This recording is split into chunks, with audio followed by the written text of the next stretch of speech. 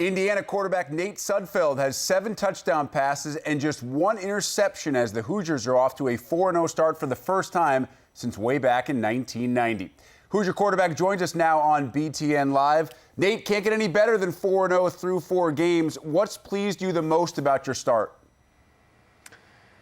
The start has been great for our team, but obviously we still don't feel like we've done much yet. But I think offensively we've been very balanced. Running game's really taken off. Jordan Howard and our offensive line have done a great job.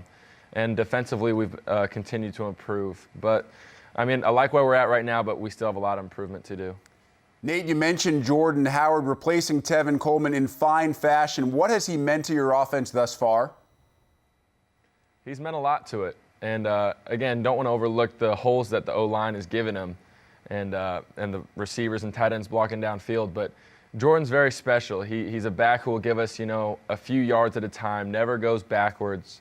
And he really opens up our offense by giving us, third down and manageables. So he's been great for us.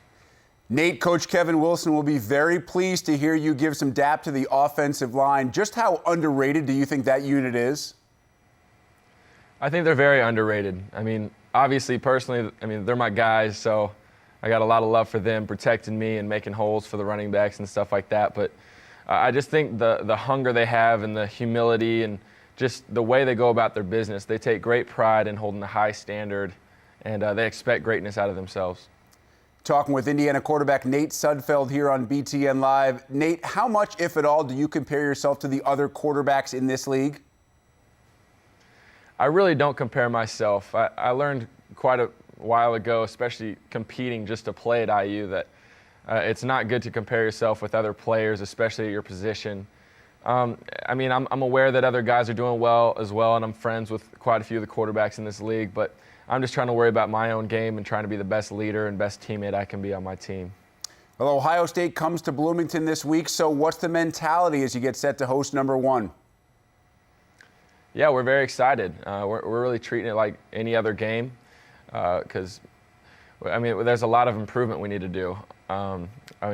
Obviously we've had success early this season, but we need to, keep continuing to put everything together. Offensively, we need to sustain drives a little bit better. Defensively, we need to continue to improve, and we just need to continue to make more plays. But again, we like where we're at, but we're not going to make this game any bigger than it is. Obviously we have a lot of respect for Ohio State, and we should because, as of right now, they're the best in the land. So we're excited, but we're excited about the challenge.